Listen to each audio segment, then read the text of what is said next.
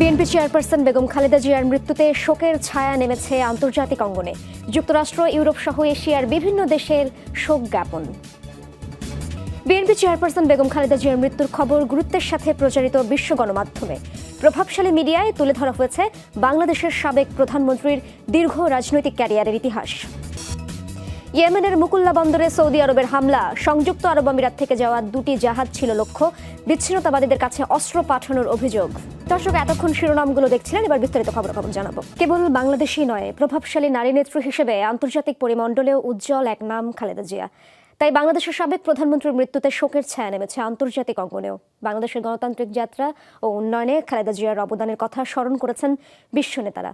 BNP নেত্রীর পরিবার ও দেশবাসীর প্রতি সমবেদনা জানিয়েছে ভারত, পাকিস্তান, চীন, যুক্তরাষ্ট্র, কানাডা, জার্মানি ও ইউরোপীয় ইউনিয়ন।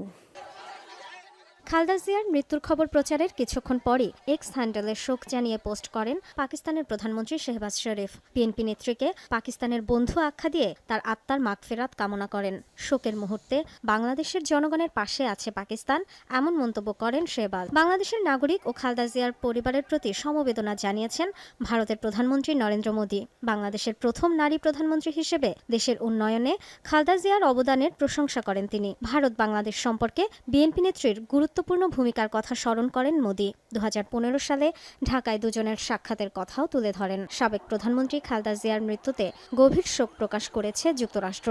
সামাজিক মাধ্যমে দেওয়া পোস্টে ঢাকাস্থ মার্কিন দূতাবাস জানিয়েছে, বাংলাদেশের আধুনিক ইতিহাস গঠনে গুরুত্বপূর্ণ ভূমিকা রেখেছিলেন খালেদা জিয়া। তার নেতৃত্ব বাংলাদেশের উন্নয়ন ও অগ্রগতিতে বিশেষ অবদান রেখেছে বলেও উল্লেখ করা হয় পোস্টে। বাংলাদেশের 3 বারের প্রধানমন্ত্রীর মৃত্যুতে গভীর শোক ও সমবেদনা প্রকাশ করেছে জার্মানি। সামাজিক যোগাযোগ মাধ্যমে দেওয়া পোস্টে ঢাকাস্থ জার্মান দূতাবাস জানিয়েছে, বাংলাদেশের রাজনৈতিক কাঠামো নির্মাণে গুরুত্বপূর্ণ ভূমিকা পালন করেছেন খালেদা জিয়া। জার্মানির সাথে তার সম্পর্কের কথাও উল্লেখ করা হয়। খালেদা জিয়ার মৃত্যুতে শোক জানিয়েছে মালদ্বীপ, চীন, কানাডা ও ইউরোপীয় ইউনিয়নও। এছাড়াও শোকবার্তা দিয়েছে জাতিসংঘ, বিমস্টেক সহ বিভিন্ন সংস্থাও। ব্রেকিং নিউজ থেকে লিড স্টোরি, জীবনী থেকে বিশ্লেষণ, প্রতিক্রিয়া। বিএনপি চেয়ারপারসন খালেদা জিয়ার মৃত্যুর খবর গুরুত্বের সাথে প্রচারিত হয়েছে বিশ্ব গণমাধ্যমে। BBC, Al Jazeera, New York টাইমসের মতো প্রভাবশালী গণমাধ্যমগুলোয় তুলে ধরা হয়েছে বাংলাদেশের সাবেক প্রধানমন্ত্রীর দীর্ঘ রাজনৈতিক ক্যারিয়ারের ইতিহাস। বিস্তারিত প্রতিবেদন প্রকাশ করেছে ভারত, পাকিস্তান সহ প্রতিবেশী দেশগুলোর গণমাধ্যম। তুলে ধরেছে বাংলাদেশের গণতান্ত্রিক যাত্রায় খালেদা জিয়ার অবদান প্রসঙ্গ। মঙ্গলবার বাংলাদেশ সময় 6টায় রাজধানীর একটি হাসপাতালে চিকিৎসাধীন অবস্থায় শেষ নিঃশ্বাস ত্যাগ করেন দেশের প্রথম নারী প্রধানমন্ত্রী বেগম খালেদা জিয়া। দেশ ছাপিয়ে মুহূর্তেই তার মৃত্যুর খবর সাড়া ফেলে আন্তর্জাতিক অঙ্গনে। সংবাদ প্রকাশ করে বিভিন্ন গণমাধ্যম। বাংলাদেশের রাজনীতিতে খালেদা জিয়ার অবদান তুলে ধরে তার মৃত্যুর খবর প্রকাশ করে কাতার ভিত্তিক গণমাধ্যম আল জাজিরা। প্রতিবেদনে উঠে আসে বিএনপি চেয়ারপারসনের দীর্ঘ রাজনৈতিক সংগ্রাম। প্রভাবশালী ব্রিটিশ সংবাদ মাধ্যম বিবিসি এবং মার্কিন গণমাধ্যম নিউ ইয়র্ক টাইমসেও দ্রুততম সময়ের মধ্যে প্রকাশ করা হয় খালেদা জিয়ার মৃত্যুর খবর। তাকে বাংলাদেশের প্রথম নারী প্রধানমন্ত্রী উল্লেখ করে শিরোনাম প্রকাশ করে সংবাদ মাধ্যম দুটি। জার্মান গণমাধ্যম ডয়চে ভেলেতেও গুরুত্বের সাথে প্রকাশিত হয় খালেদা জিয়ার মৃত্যুর সংবাদ। ভারতের সরকারি বার্তা সংস্থা পিটিআই, এএনআই, মূলধারার গণমাধ্যম এনডিটিভি, টাইমস অফ ইন্ডিয়া ও দ্য হিন্দু সহ প্রায় সব মিডিয়ায় উঠে আসে খালেদা জিয়ার মৃত্যুর খবর। বাংলাদেশের সাবেক প্রধানমন্ত্রীর রাজনৈতিক জীবন নিয়ে বিশেষ প্রতিবেদন প্রকাশ করেছে তারা। এএফপি, রয়টার্স ও এপির মতো বার্তা সংস্থাগুলোতেও গুরুত্বের সাথে প্রচারিত হয় খালেদা জিয়ার মৃত্যুর খবর। তাইওয়ানকে ঘেরাও করে দ্বিতীয় দিনের মতো সামরিক মহড়া চালিয়েছে চীন। মঙ্গলবার স্বায়ত্তশাসিত দ্বীপটির উত্তরে লাইভ ফায়ার অনুশীলন করে চীনের পিপলস লিবারেশন আর্মি, পিএলএ। চীনের রাষ্ট্রীয় গণমাধ্যমে জানানো হয়, স্থানীয় সময় সকাল 8টা থেকে সন্ধ্যা 6টা অবধি এই মহড়া চালায় দেশটির সেনাবাহিনী। প্রথম দিনের মতোই এতে অংশ নেয় পিএলএ এর নৌ সেনা, বিমান ও রকেট ফোর্স। ডেস্ট্রয়ার, ফ্রিগেট এবং যুদ্ধবিমান থেকে গোলাবর্ষণ করা হয়। তাইওয়ানের চারপাশে মোট 5টি অঞ্চলের সামুদ্রিক ও আকাশ সীমা বন্ধ করে রাখার নির্দেশ দেওয়া হয়। এই মহড়া কাঙ্ক্ষিত লক্ষ্য পূরণ করেছে বলে জানায় চীনের সামরিক কর্মকর্তারা। এদিকে মহড়ার স্থানে 7টি রকেট নিক্ষেপ করার দাবি করেছে তাইওয়ান প্রশাসন। অঞ্চলটির অভ্যন্তরে 80টির বেশি ফ্লাইট বাতিল ঘোষণা করা হয়েছে। তাইওয়ান ঘিরে চীনের হঠাৎ সামরিক মহড়াকে কেন্দ্র করে চলছে আলোচনা। সম্প্রতি তাইপেকে $1100 কোটি বেশি সামরিক সহায়তার ঘোষণা দেয় যুক্তরাষ্ট্র। বিশ্লেষকরা বলছেন, এরই প্রতিক্রিয়ায় এমন পদক্ষেপ বেইজিংয়ের। পাশাপাশি তাইওয়ানের আন্তর্জাতিক মিত্রদের সতর্ক করতেও সমর শক্তি প্রদর্শন করেছে চীন, এমনটা বলছেন অনেকে। জাস্টিস মিশন এই নামেই তাইওয়ানকে ঘিরে চলছে চীনের ব্যাপক সামরিক মহড়া। নৌ, সেনা, বিমান ও রকেট বাহিনীর যৌথ অংশগ্রহণে স্বায়ত্তশাসিত অঞ্চলটিকে কেন্দ্র করে নিজেদের শক্তি প্রদর্শন করছে চীন।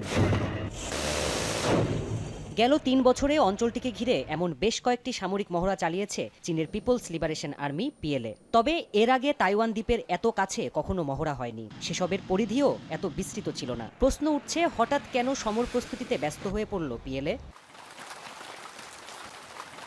বিশ্লেষকদের অনেকের মত, স্বায়ত্তশাসিত দ্বীপটির স্বাধীনতাকামীদের কড়া সতর্কবার্তা দিতেই এই পদক্ষেপ বেইজিংয়ের। সামরিক মহড়ার কোডনেম প্রায় নির্দিষ্ট রাজনৈতিক ইঙ্গিত, কৌশলগত লক্ষ্য এবং সামরিক উদ্দেশ্য বহন করে।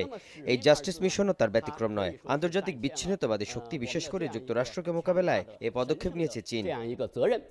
চলতি মাসের শুরুতে তাইওয়ানের কাছে $11.1 বিলিয়ন অস্ত্র বিক্রির ঘোষণা দেয় যুক্তরাষ্ট্র।